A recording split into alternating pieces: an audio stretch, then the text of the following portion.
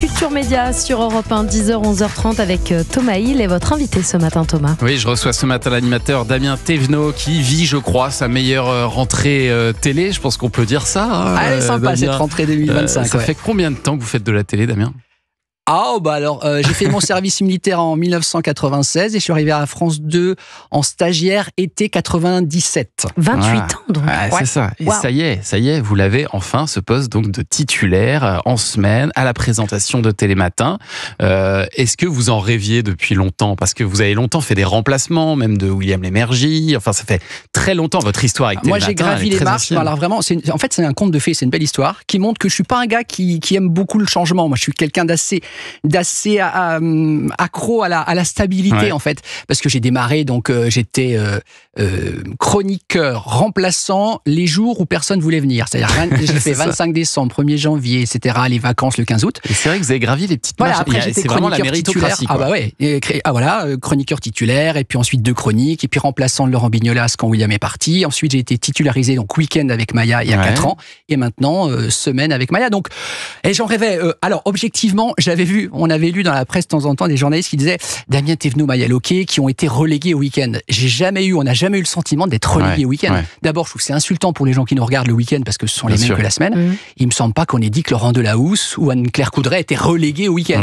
Donc nous, ça nous allait très bien ce week-end, et on s'attendait pas du tout à ce qu'on nous propose la semaine. Très sincèrement. C'était une surprise pour vous ? Ah oui, vraiment. D'abord, vraiment, je vous dis honnêtement, on n'a jamais postulé. On aurait pu imaginer qu'on dise si un jour ça se libère. Pas du tout. On était très satisfait du rythme, deux vrais réveils, puisque l'émission du dimanche est enregistrée, sauf les journaux qui sont en direct, mais nous on n'avait que 2 réveils. Donc là, ça va devenir plus costaud là quand même. Voilà, ça va devenir 4 réveils. Donc c'est pour ça que aussi, c'est un scoop. Enfin un scoop. Moi j'ai demandé à réfléchir quand on me l'a proposé. Ah oui. Ouais. Alors que certains peut-être se disent Thévenot, il attendait depuis des années ça. Pas du tout. Moi, je pensais que vous trépigniez. Non, pas du tout. Alors, je suis sincère, non. Non, parce qu'on trépigne quand on n'est pas heureux là où on est. Moi, j'étais très heureux le week-end. Et donc, vous avez mis quelques temps à dire oui à France Télé. J'ai mis 48 heures. Qu'est-ce qui vous a décidé ?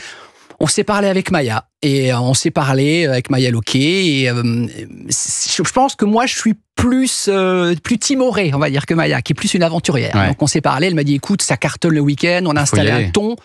Ça se refuse pas, et la direction nous le propose, on peut pas dire non. Vous avez établi un ton, un binôme aussi. Vous dites c'est votre épouse de télévision, Maya Loquet. Épouse en 2e noces, je précise quand même que j'ai passé quelques années avant avec elle. Vous êtes répertorié dans Wikipédia, Thomas. Merci. Mais c'est vrai que c'est pas évident. Et puis vous, ça compte double parce que vous vous levez le tôt le matin. Et c'est pas évident pour un binôme comme ça de se lever le tôt le matin. On a vu qu'à Télématin, il y a eu quelques échecs. Je sais pas si on peut parler d'échecs, mais en tout cas, il y a eu pas mal de valses dans les binômes ces dernières années. Qu'est-ce qui fait que vous deux, ça fonctionne aussi bien ? Je ne sais pas. Mais je sais pas, c'est à vos auditeurs peut-être qui sont nos téléspectateurs de le dire, je ne sais pas. Je pense qu'il y a quand même une immense complémentarité. Voilà, on est hyper différents avec Maya. Vous répartissez bien les rôles. Naturellement.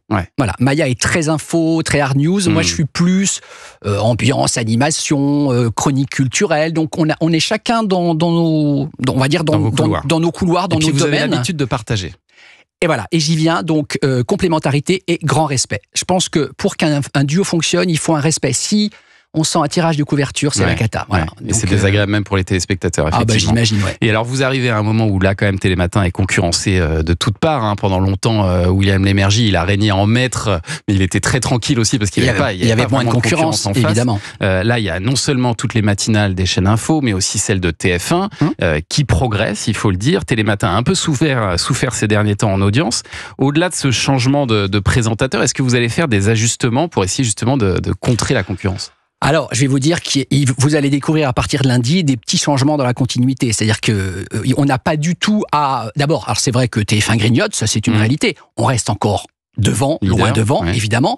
Et ce que je rappelle aussi, c'est qu'en janvier 2024 est arrivé donc Bonjour, une matinale de plus. Donc c'est le gâteau, il n'est pas extensible des gens qui regardent. Donc forcément, ils grignotent. Mais nous, on est bien sûr un petit peu attaqué, mais à la marge, vraiment, quand vous regardez les chiffres, il y a des chaînes, il y a du matinal d'infos qui souffrent beaucoup plus que nous. Cela dit, c'est vrai qu'il y a une concurrence, c'est bien fichu, Bruce et son équipe font ça très très bien. Donc ce qu'on va faire, nous, il y a des petites surprises, il y aura quelques visages nouveaux, que je vous vois arriver, j'ai pas le droit de vous le dire parce que ce qu'on veut, c'est que les gens les découvrent lundi matin.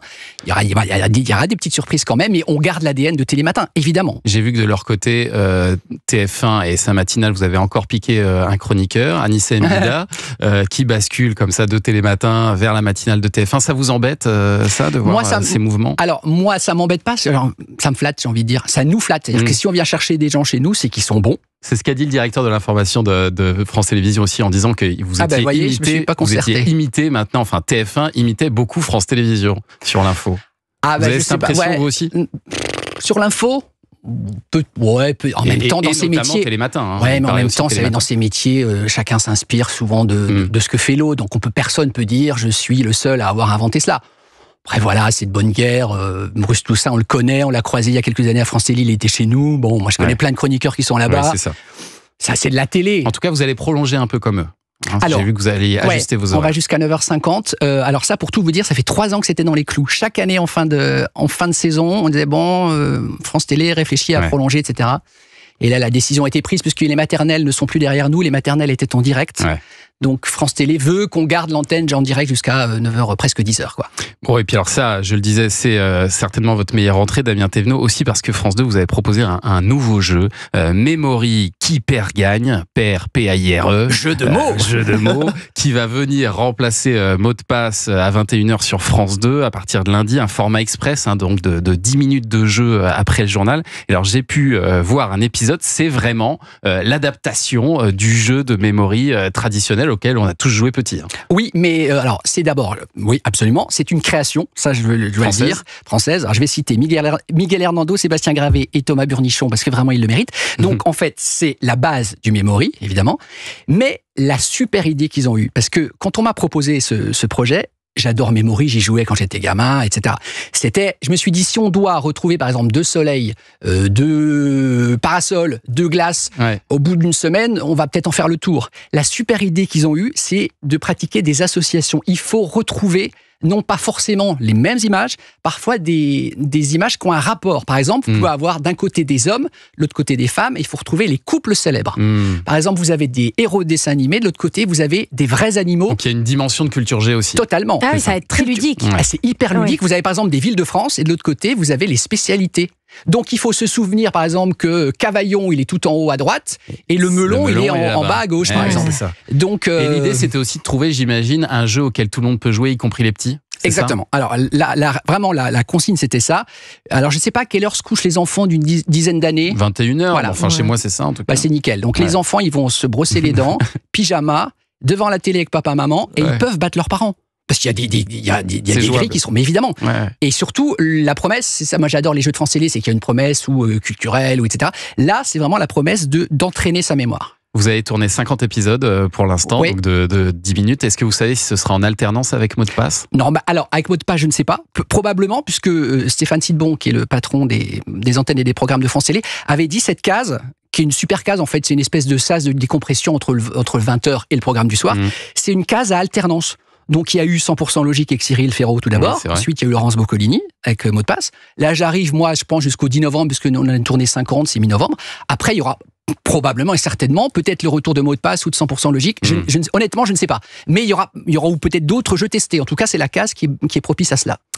Alors, ça s'appelle Memory qui perd gagne. Ça commence donc lundi 21h sur France 2 et puis Télématin, donc tous les jours à partir de 6h30 et jusqu'à 9h50 désormais sur France 2. On vous souhaite une très bonne rentrée, Damien Thévenot. Merci les amis. Et merci d'être venu nous voir ce matin sur Europe 1. Merci.